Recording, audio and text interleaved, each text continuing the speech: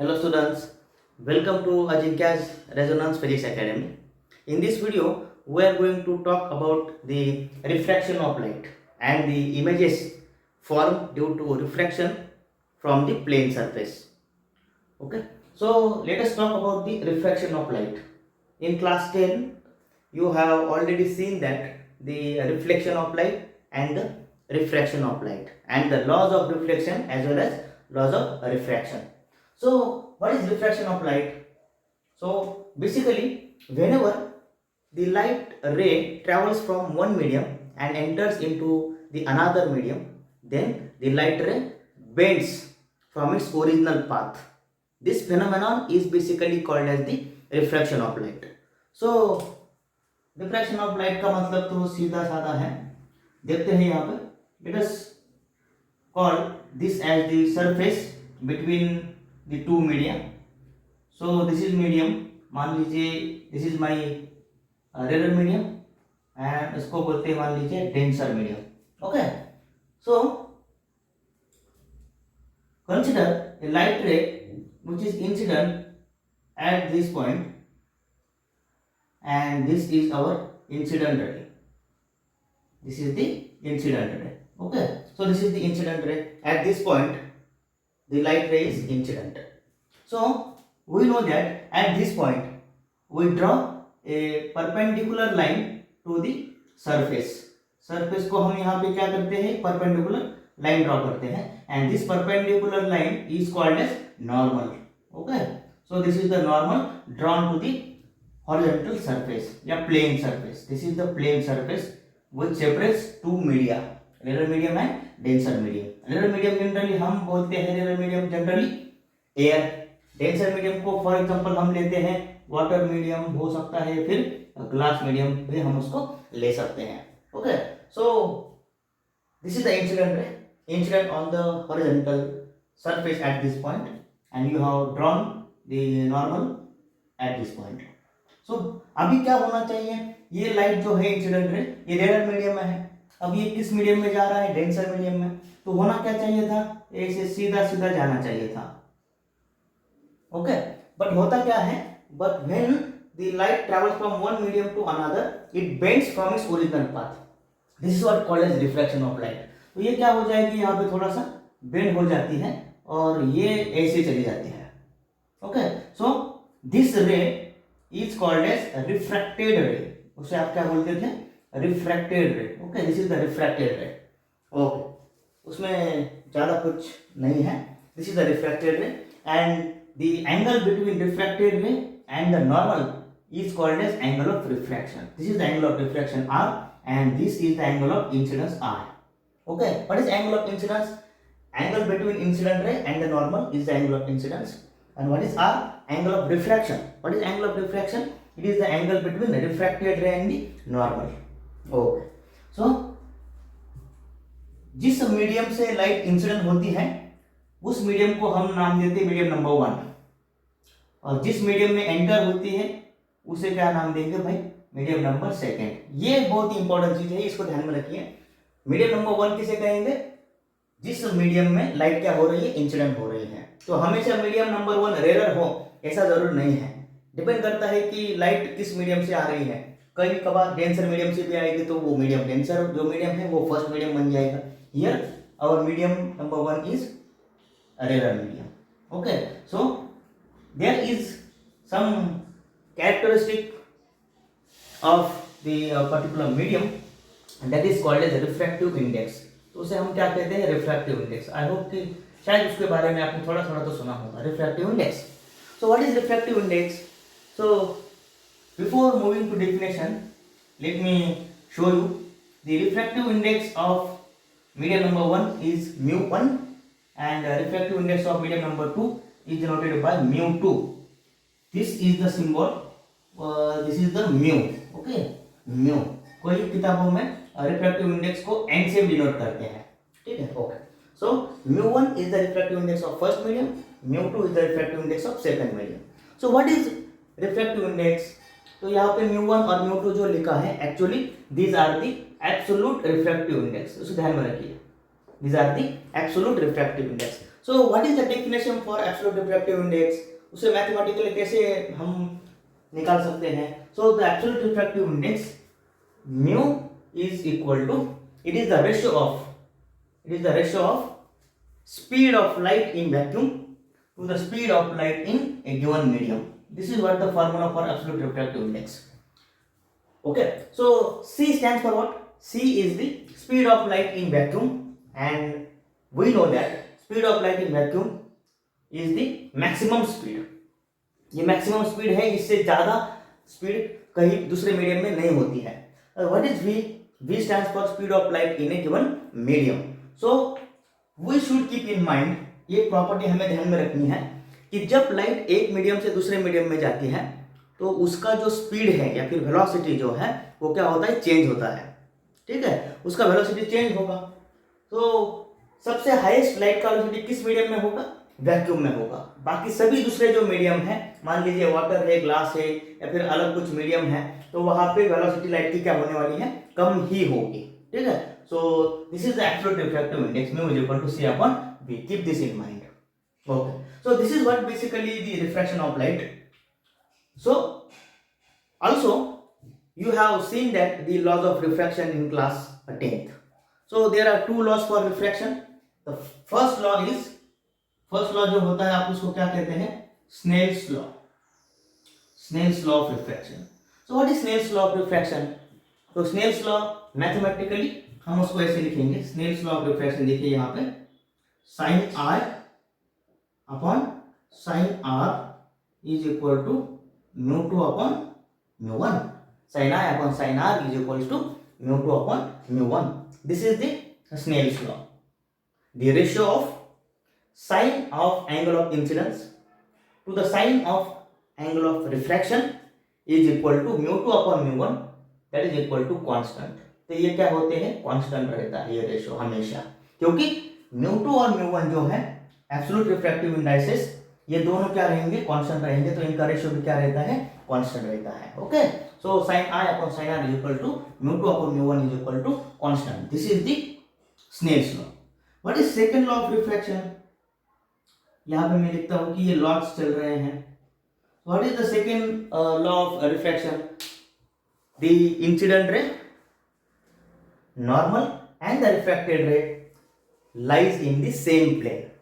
तो incident ray जो होती हैं, रिफ्रैक्टेड रे और ये जो नॉर्मल है, ये एक ही प्लेन में होते हैं. जैसे कि यहाँ पे मान लीजिए एक्स एक्सिस, वाई एक्सिस, ये तीनों भी जो है एक्स वाई प्लेन में है. ओके, तो तीनों एक ही प्लेन में रहते हैं. That is what the second law of refraction. Okay, so it is very very important the Snell's law. So हम स्नेल्स लॉ के बारे में ज़्यादा बात करते हैं. Okay, so what is μ2 upon μ1 here?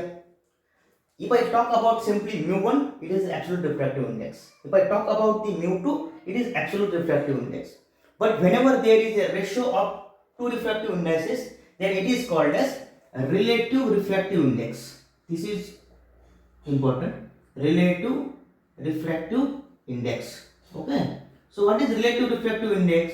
So relative refractive index is generally, I can write it as μ2 upon μ1. Okay. So this ratio μ2 upon μ1 is called as relative refractive index. So कुछ किताबों में उसको ऐसे भी लिखते हैं μ21, ऐसे भी लिख सकते हैं μ21, और इसको ऐसे भी लिख सकते हैं आप μ21. कई किताबों में ऐसे भी मिलेगा आपको, कई किताबों में ऐसे भी मिल सकता है. Okay, so what is this μ21? μ21 कैसे पढ़ रहे हैं उसको ध्यान में रखिए, कैसे रीड करने का.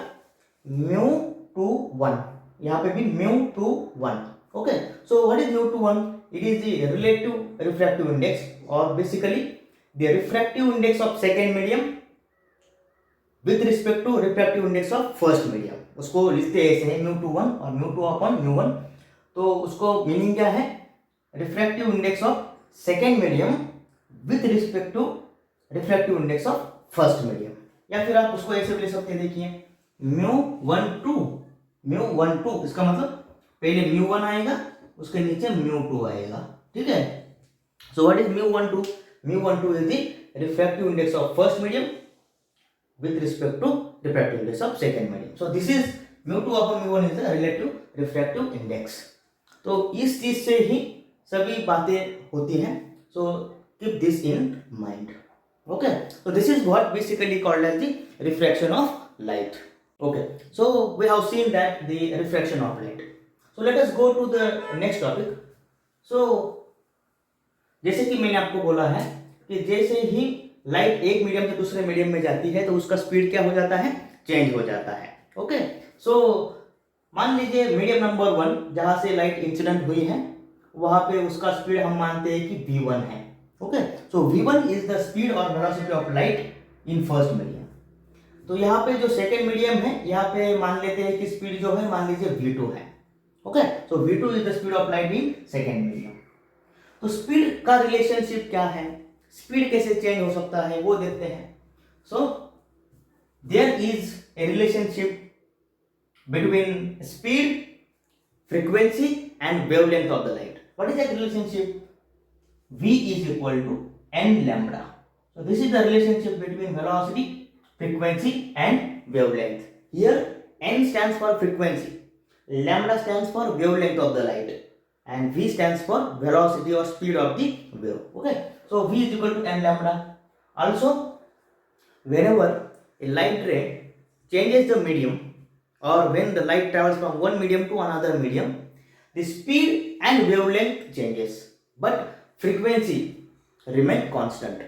Frequency does not change. तो ये एक इंपॉर्टेंट चीज है कि जब मीडियम चेंज होगा तो फ्रीक्वेंसी कांस्टेंट रहेगा और वेलोसिटी और वेवलेंथ क्या हो सकती है, चेंज हो सकती है, होती है. Okay, so for first medium I can right v1 is equal to n lambda 1 and for medium 2 I can write v2 is equal to n lambda 2. Okay, so यहाँ पे n1 n2 नहीं लिखा है क्योंकि फ्रीक्वेंसी जो है वो यहाँ पे भी फ्रीक्वेंसी n रहेगी और यहाँ पे भी फ्रीक्वेंसी क्या रहेगी, n रहेगी, क्योंकि फ्रीक्वेंसी चेंज नहीं होती है. ये फ्रीक्वेंसी एक ऐसी प्रॉपर्टी है जो मीडियम चेंज होने से चेंज नहीं होगा. तो वेलोसिटी और वेवलेंथ चेंज हो सकती है. ओके, चलो. So from the definition of absolute refractive index I can write mu is equal to, what is the definition for mu? जैसे कि मैंने यहाँ पे पढ़ा था आपको c upon v. So mu is equal to c upon v. Okay, so what will be mu 1? So I can write mu1 is equal to c upon v1. Okay, so what is c? C is the speed of light in vacuum. What is v1? v1 is the speed of light in first medium. Okay, चलो. And what is mu2? mu2 will be equal to, mu2 कैसे लिख सकते हैं आप, इसको पकड़ के c upon v2. Okay, so mu2 is equal to c upon v2 where c stands for speed of speed of light in vacuum और v2 क्या है, speed of light in second medium. Okay, so put the value of mu1 and mu2 in this equation. तो यहाँ पे देखते हैं, देखिए क्या आता है. Let me check. यहाँ पे क्या आएगा, sin r अपॉन sin r is equal to mu2. mu2 का वैल्यू क्या है, c upon v2 divided by mu1 क्या है, c अपॉन v1. तो उसको सॉल्व कीजिएगा तो c अपॉन v2 इंटू ये ऊपर जाने के बाद ऐसे v1 अपॉन c, तो c कैंसिल. तो यहाँ पे क्या आएगा, sin r अपॉन sin r is equal to mu2 upon mu1, this one that is equal to क्या बचा है, v1 upon v2. Okay, so this is what the mu2 upon mu1 is equal to v1 upon v2. ठीक है, तो यहाँ पे ये relationship भी हमारे लिए इंपॉर्टेंट है प्रॉब्लम सॉल्विंग के लिए. ठीक है, so also I have told you if the light travels from one medium to another medium, velocity changes as well as wavelength changes, but frequency remain constant. So ये velocity change हो रही है तो हमें यहाँ पर उसका रिलेशनशिप मिल गया है. तो वेवलेंथ भी चेंज हो गई है तो वेवलेंथ का भी रिलेशन यहाँ पे लिख लेते हैं. तो तुरंत यहाँ पे रिलेशन हमें मिल जाएगा. क्या आएगा relationship, that is equal to, ये देखिए v इज इक्वल टू क्या है, v is equal to n lambda. So v is equal to n lambda अगर है तो यहाँ पे v1 क्या आएगा, फ्रीक्वेंसी का यहाँ पे लिखा है, देखिए v1 इज इक्वल टू क्या आएगा, n lambda 1. So it can be written as v1 की जगह पे n लैम्डा 1, v2 की जगह पे क्या डालोगे, n lambda 2. So this gives me what, n lambda 2. So n get cancel, तो यहाँ पे बचेगा lambda 1 upon lambda 2. This is what the simple relationship for the wavelength velocity. Okay, so I can write sin I upon sin r is equal to mu2 upon mu1 is equal to v1 upon v2 is equals to lambda 1 upon lambda 2. So keep this in mind, यहाँ पे चीजें आपको थोड़ा सा ध्यान में यहाँ पे रखना है। ओके, सो ये था थोड़ा सा रिफ्रैक्शन ऑफ लाइट के बारे में जो आपने ऑलरेडी 10th में किया है। ओके, सो एक और चीज यहाँ पे मैं आपको बोलना चाहता हूँ। तो आपको ये पता है अभी कि रिफ्रैक्शन में क्या होता है, लाइट एक मीडियम से दूसरे मीडियम में जाती है और अपने ओरिजिनल पाथ से थोड़ा सा बेंड हो जाती है। ओके, सो तो लाइट रेयर मीडियम से डेंसर मीडियम में भी जाती है, लाइट डेंसर से रेयर मीडियम में भी आती है। तो वहां पे लाइट किस तरफ बेंड होती है वो आपको ध्यान में रखना है। कैसे होता है, let's see. So let us assume that this is the rare medium, for example our air medium, and let us call this is the denser medium, glass or water, whatever may be. So यहाँ पे मैं थोड़ा सा पहले ही normal draw कर लेता हूँ। So this is our normal, तो ये अपना नॉर्मल है एंड मान लीजिए यहाँ पे लाइट इंसिडेंट हुई है। Okay, so this is our incident ray, ठीक है। तो यहाँ पे इंसिडेंट रे जिस मीडियम में होती है वो मीडियम हमारे लिए क्या होता है, मीडियम नंबर 1, और जिस मीडियम में वो जाती है वो क्या होता है, मीडियम नंबर 2। जाने कैसी चाहिए, जाना चाहिए तो सीधा सीधा ऐसे, ये उसका ओरिजिनल पाथ है, डॉट डॉट जो दिखाया है it is the original path of the incident light, incident ray. मगर होता क्या है, वो थोड़ा सा बेंड हो जाता है। अभी यहाँ पे क्या ध्यान में रखना है, this is the angle of incidence and this is the angle of refraction. So whenever light travels from rare medium to denser medium, so इस केस में क्या होता है, लाइट बेंड्स, कहाँ पे बेंड हुआ है, light bends towards the normal, ये इंपॉर्टेंट है, light bends towards the normal, तो ये नॉर्मल की तरफ झुकता है। Okay, light bends towards the normal, it is very important. Okay, so इसके बाद क्या है कि मान लीजिए ये यहाँ पे डेंसर मीडियम है, ठीक है, यहाँ पे अपना वही है रेयर मीडियम, ये जैसे कि एयर मीडियम, और नीचे आप वाटर ग्लास मीडियम कंसिडर कर सकते हैं। ओके, सो फिर से मैं यहाँ पे नॉर्मल ड्रॉ करता हूँ। Okay, so let me draw a normal here, this is our normal, मान लीजिए ये नॉर्मल है। Okay, now if the light is travelling through the medium denser, okay, तो डेंसर मीडियम से मान लीजिए लाइट आ रही है, तो this is my incident ray. तो जिस मीडियम में लाइट इंसिडेंट हो रही है वो मीडियम नंबर क्या होता है, first, and this is our second medium. यहाँ पे इसका μ1 और यहाँ पे क्या होगा, μ2। Now this is μ1 and this is μ2, very important. Now क्या होना चाहिए था, लाइट ऐसे सीधा सीधा जाना चाहिए था, मगर सीधा तो जाता नहीं है, लाइट क्या होता है, बेंड होता है। तो आपको ये ध्यान में रखना है, जब लाइट डेंसर मीडियम से रेयर मीडियम में जाएगी, it bends away from the normal, ये नॉर्मल से क्या होती है, दूर चली जाती है, बेंड होगा मगर नॉर्मल से दूर। Okay, this is angle of incidence, this is angle of refraction. तो ऐसा क्यों होता है, so it can be seen by using the Snell's law, sin I upon sin R is equal to μ2 upon μ1। यहाँ पे भी क्या लिख सकते हैं, या sin I upon sin R is equal to μ2 upon μ1।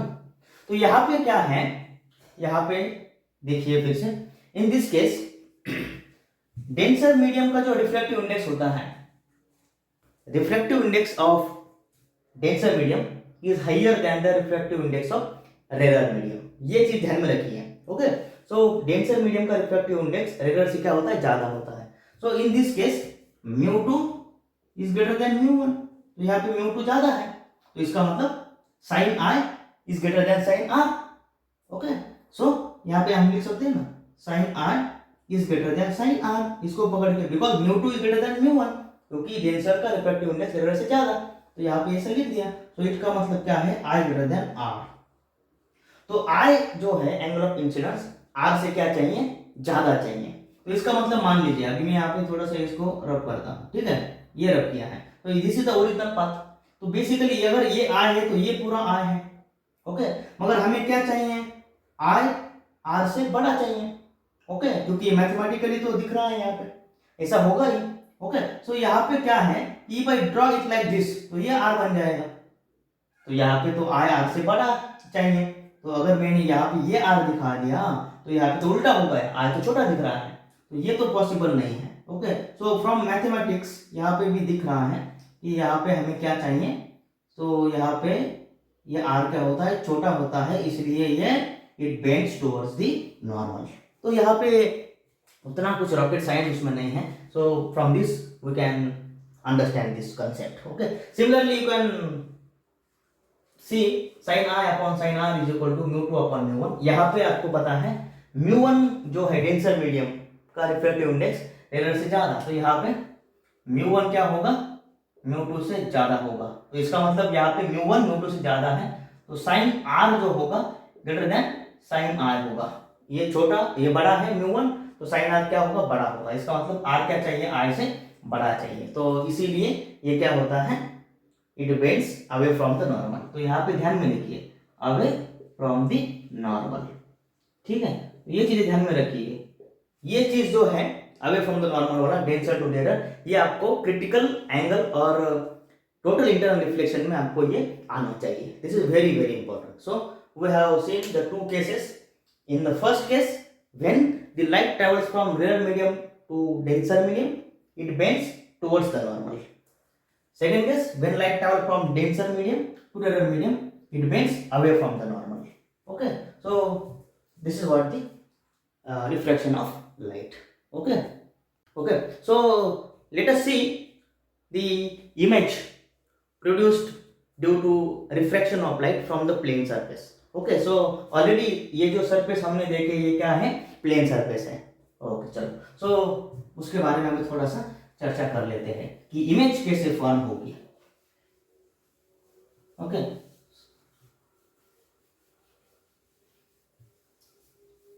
Okay चलो, let us go to the next topic, that is the image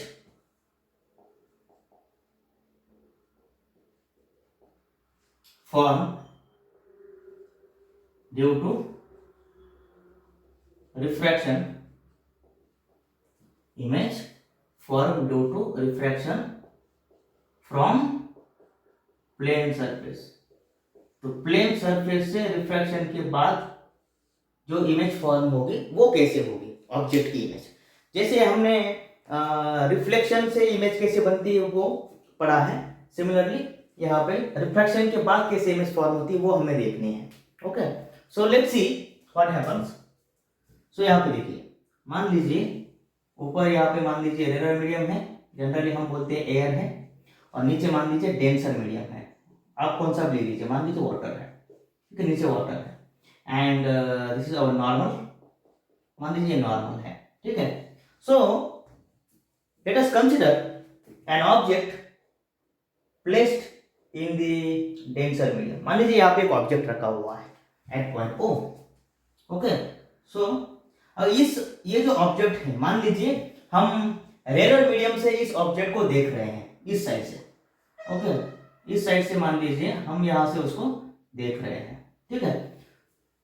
तो ये ऑब्जेक्ट जो है क्या हमें उसी पोजीशन पे नजर आएगा, या थोड़ा सा नीचे नजर आएगा, या थोड़ा ऊपर नजर आएगा? तो ये हम देखते हैं, मान लीजिए एक ग्लास है, ठीक है, एक जार है ग्लास मटेरियल का, मान लीजिए जार है, इसका जो बॉटम है अभी यहाँ पे है, ठीक है।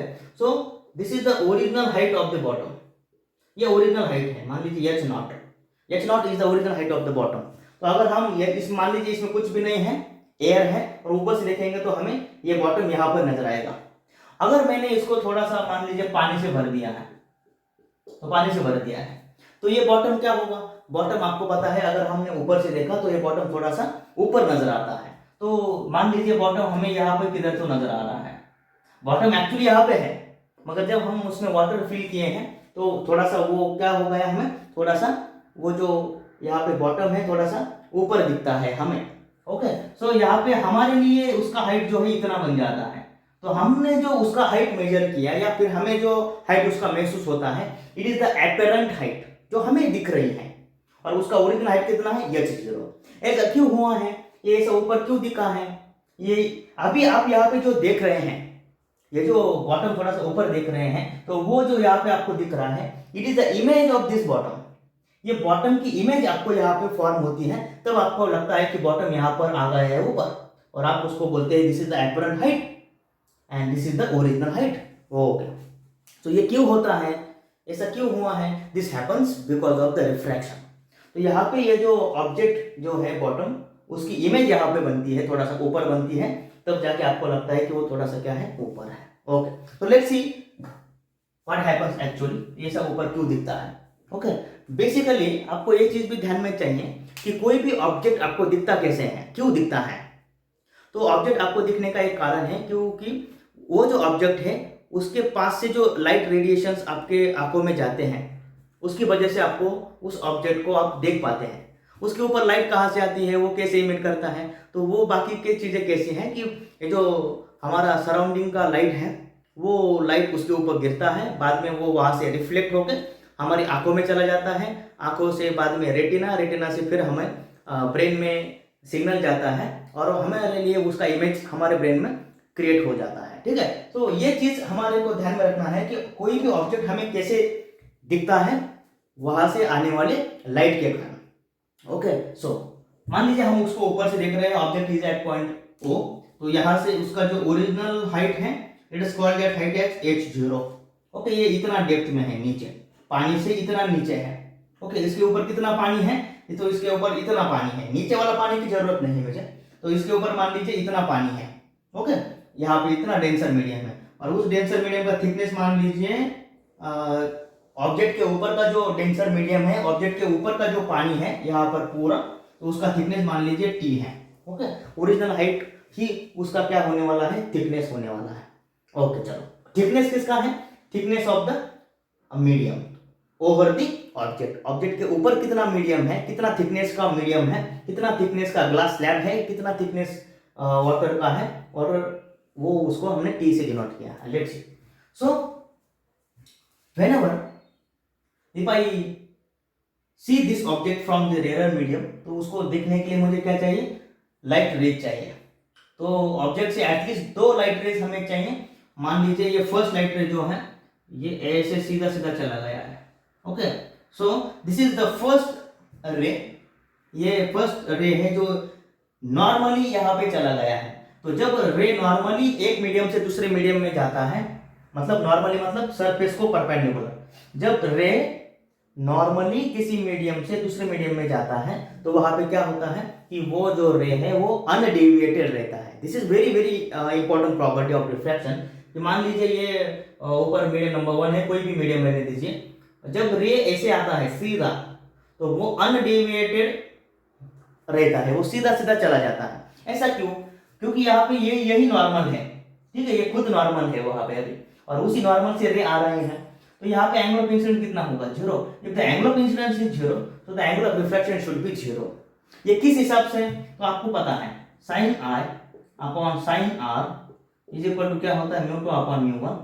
ठीक है, तो यहाँ पे अभी अगर मैं देखूंगा थोड़ा सा, यहाँ पे मैथमेटिक्स थोड़ा सा करता हूँ, μ1 इंटू साइन 1, ठीक है, μ1 into sine r is equal to μ2 into sine r। Okay, so यहाँ पे देखिए ये स्नेल्स लॉ ओ पे होता है कि नहीं होता है।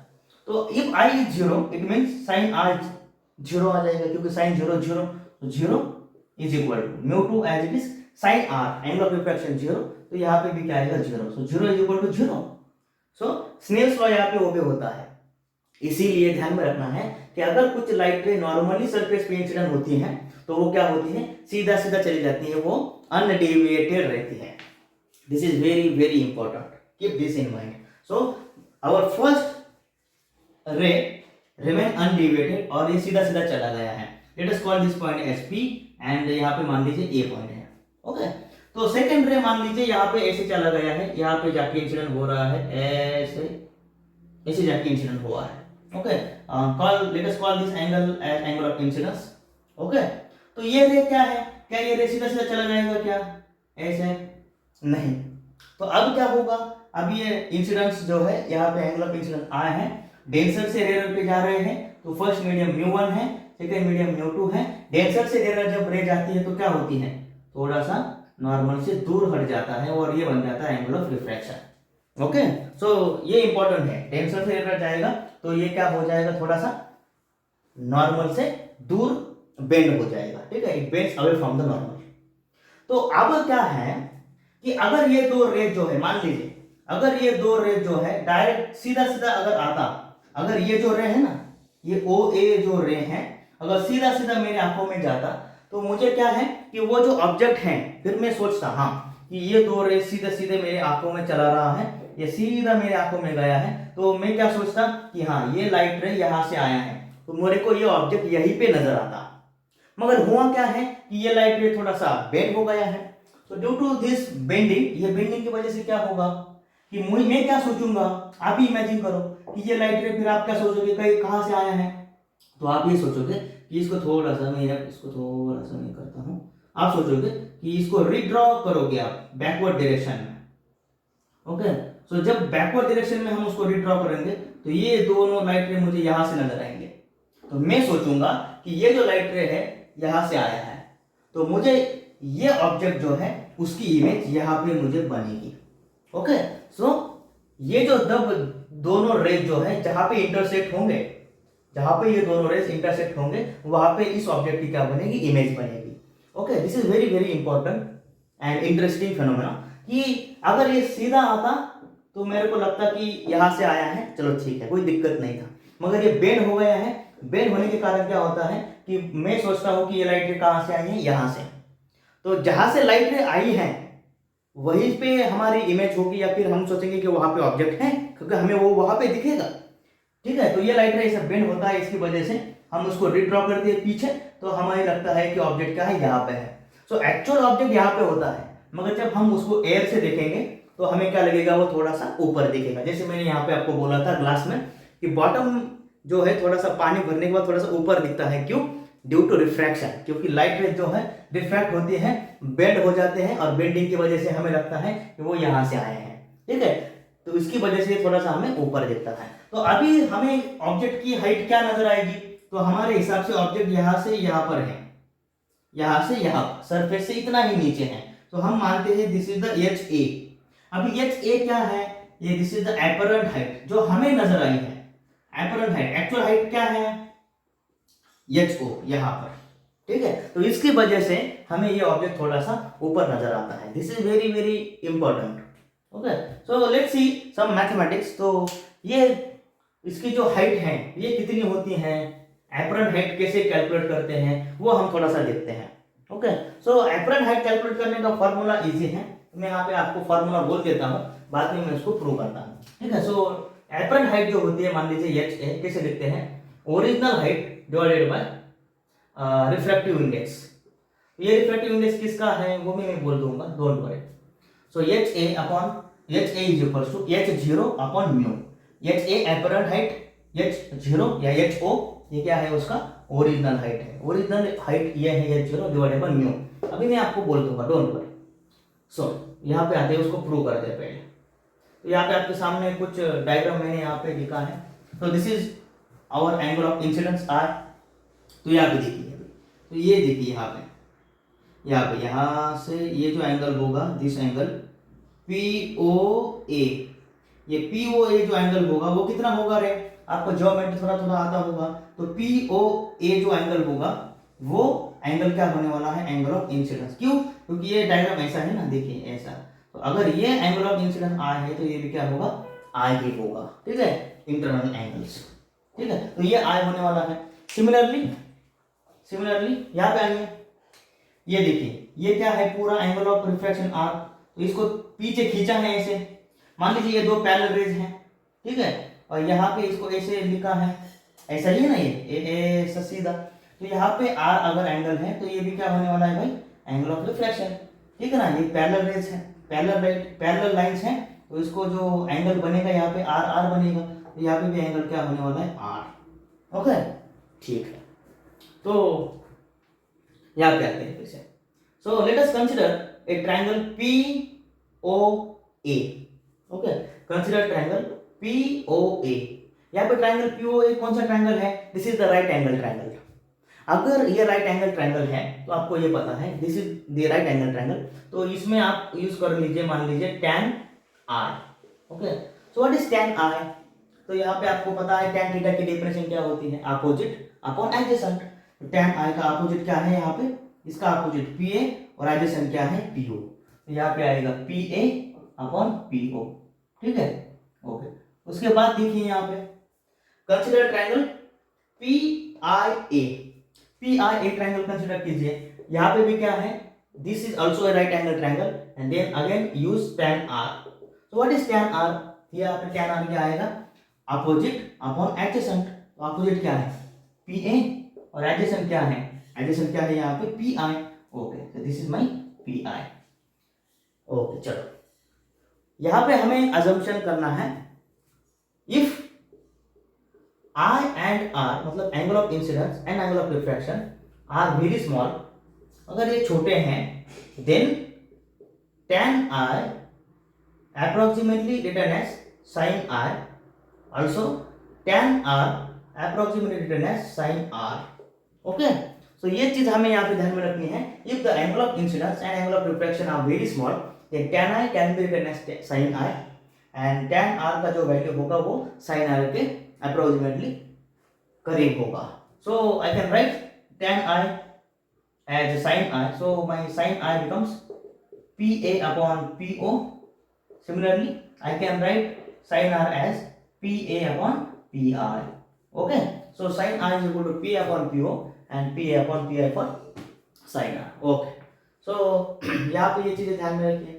So let us use the Snell's law। So what is Snell's law? So we know that Snell's law given as क्या होता है?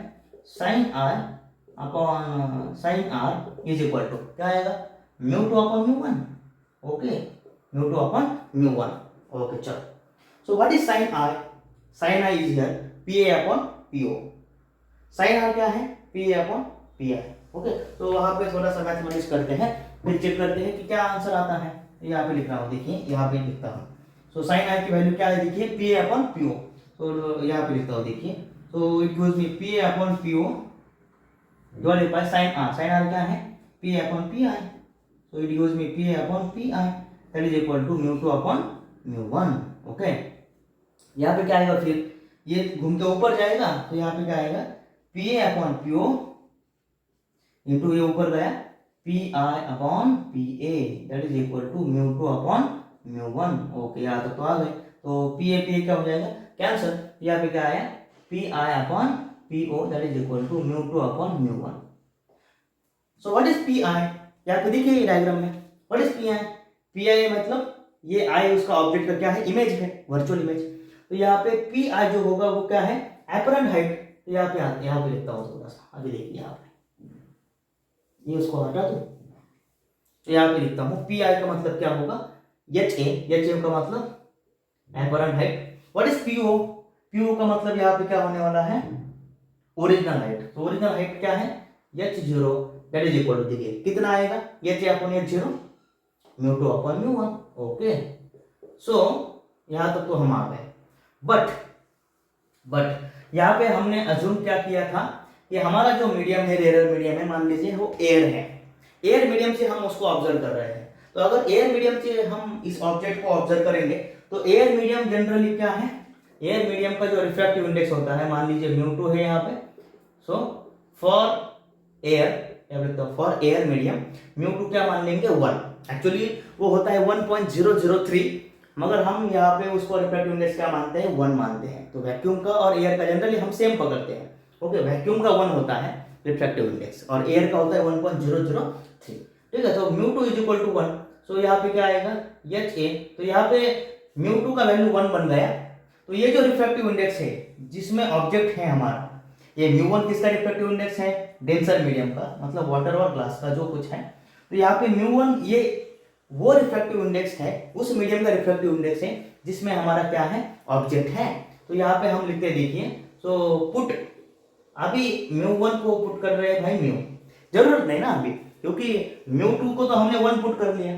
तो mu2 को अगर 1 पुट करेंगे तो ये क्या बन जाएगा? 1 अपॉन mu1। तो 1 अपॉन mu1 अगर ये बनता है तो mu1 लिखने का कोई मतलब नहीं है, इसलिए mu1 की जगह पे क्या पुट कर रहे हैं? Simply mu. अगर आप चाहते हैं mu1 रखना है तो रख सकते हैं, कोई दिक्कत नहीं है। तो यहाँ पे क्या आएगा? HA upon H0 is equal to क्या आएगा? 1 upon mu. Okay, so what is mu? Mu is the refractive index in which refractive index of the medium in which the object is kept. जिस medium में object है उसका refractive index है, वो ध्यान में रखिए। ठीक है, तो यहाँ पे HA क्या आएगा? फिर HA is equal to H0 इधर जाएगा, तो यहाँ पे आएगा H0 अपॉन म्यू। तो this is the apparent height. तो आप यहाँ से उसकी हाइट निकाल सकते हैं कि आपको कितनी नजर आई। तो H0 अपॉन म्यू। तो प्रॉब्लम में क्या होता है, आपको ये हाइट दिया होगा ये 0 और रिफ्रैक्टिव इंडेक्स दिया होगा, तो आपको एपरेंट हाइट पूछा होगा, या फिर एपरेंट हाइट देंगे वहां से म्यू देंगे तो आपको ओरिजिनल हाइट पूछेंगे। तो इन तीनों में से कोई भी दो चीजें देके आपको एक चीज वो पूछ सकते हैं। ओके, तो यहाँ तक तो कोई दिक्कत नहीं है। तो this is the formula for apparent height. Okay, so यहाँ पे फिर से आते हैं, देखिए अभी यहाँ पे थोड़ा सा अभी इसको हटा दो। अभी ये जो ऑब्जेक्ट है, सॉरी ये ऑब्जेक्ट को, ये कितना ऊपर दिख रहा है हमें, यहाँ पे आई यहाँ पे है, यहाँ पे उसका इमेज दिख रहा है, तो कितना शिफ्ट हुआ है। तो ये जो शिफ्टिंग है उसका, ये शिफ्टिंग इतना हुआ है, देखिए यहाँ पे इतना शिफ्टिंग है, मतलब असल में यहाँ पे है और हमें क्या दिख रहा है थोड़ा सा ऊपर, तो कितना ऊपर दिख रहा है, तो हमें इतना ऊपर दिख रहा है। देखिए ये डिस्टेंस है, जितना ऑब्जेक्ट क्या हुआ है थोड़ा सा शिफ्ट हुआ है। तो ये कितना शिफ्ट हुआ है ये भी कई कबार पूछते हैं कि शिफ्टिंग कितना है उसका। सो let us calculate the shift in the image कितना शिफ्ट हुआ है। ओके, तो यहाँ पे देखते हैं, यहाँ पे देखते हैं शिफ्ट इन द इमेज। तो ये देखिए शिफ्ट कैसे निकलते हैं, तो यहाँ कितना ऊपर आया है, तो ये ओ आई इतना ऊपर आया है, ठीक है। तो O I is the shift, तो ओ आई शिफ्ट है, मतलब इमेज इतना ऊपर चली गई है। Okay, this is the shifting. तो ये कितना है, तो O I can be written as, ये देखिए ये P O minus I P लिख सकते हैं ऐसा, P O minus P I. तो पी ओ डिस्टेंस पूरा पी ओ है, इसमें से अगर पी आई को घटा देंगे तो क्या मिलेगा हमें, ओ आई मिलेगा। सो पी ओ को आपको पता है, पी ओ है हमारे लिए h0 और पी आई है h a, ठीक है। अगर हमारे पास मान लीजिए ओरिजिनल हाइट नहीं दिया है, h a नहीं दिया है, तो अगर हमें शिफ्ट निकालना है, कितना ऊपर शिफ्ट हुआ है वो निकालना है, तो क्या करेंगे, थोड़ा सा मैथमेटिक्स कर देंगे यहाँ पे। O I is equal to, मान लीजिए P O minus P I divided by P O into P O. तो पी ओ से क्या कीजिए, मल्टीप्लाइड और डिवाइड कीजिए, divide and multiplied by P O. Okay, so यहाँ पे क्या आएगा, देखिए O I is equal to, यहाँ पे P O upon P O minus P I upon P O into P O, ठीक है। तो ये डिनोमिनेटर क्या किया, पर सिर्फ सेपरेट किया है, तो पी ओ क्या हो जाएगा, कैंसिल। तो O I is equal to P O cancel, तो 1 माइनस, ठीक है। यहाँ पे पी ओ क्या हो जाएगा, कैंसिल, यहाँ पे दिख रहा है। तो P I upon P O, यहाँ पे देखिए P I upon P O कितना आया था, mu two upon mu one. Okay, but mu two को क्या पुट किया था हमने, एयर मीडियम है तो म्यू टू को क्या लिखा था 1 डिवाइडेड बाय म्यू वन को क्या लिखा था म्यू, यहाँ पे याद है। So P I upon P O can be written as 1 upon mu, simple है। ओके, तो यहाँ पे क्या आएगा 1 upon mu into what is PO.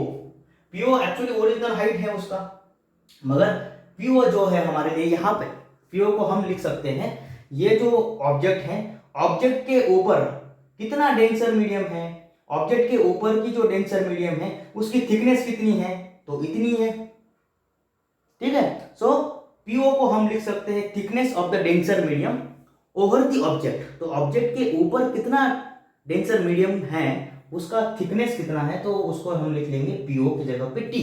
Okay, so ये जो ओ आई है, what is O I, O I is a shift, और शिफ्ट को जनरली कई किताबों में, ये चिवर्मा सर की किताब में शिफ्ट को लिखा है डेल्टा टी। ओके, तो delta T is the shift in the image. तो ओ आई की जगह पे लिखा मान लीजिए डेल्टा टी, तो delta T this is the shift, it is equal to 1 minus 1 upon mu into t. So this is what the shift produced. ये होता है shifting. Okay, so this is quite simple. तो आपको ये दो चीजें ध्यान में रखनी है। एपरेंट हाइट जो है वो कैसे निकालोगे, apparent height is equal to h naught upon mu. इस केस के लिए अगर आप ऑब्जेक्ट कहाँ पे रखे हैं, डेंसर मीडियम में, और देख कहाँ से रहे हैं, एयर से, तब जाके ये फॉर्मूला यूज करना है।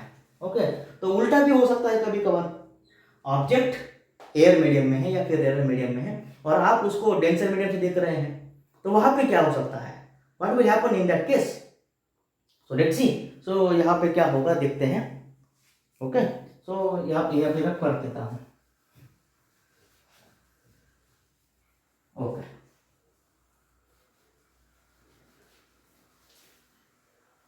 ओके, सो ये फॉर्मूले ध्यान में रखिए, शायद सीटी में भी इंपॉर्टेंट हो सकते हैं। ओके, सो अभी आप ड्रॉ कर सकते हैं आप खुद से।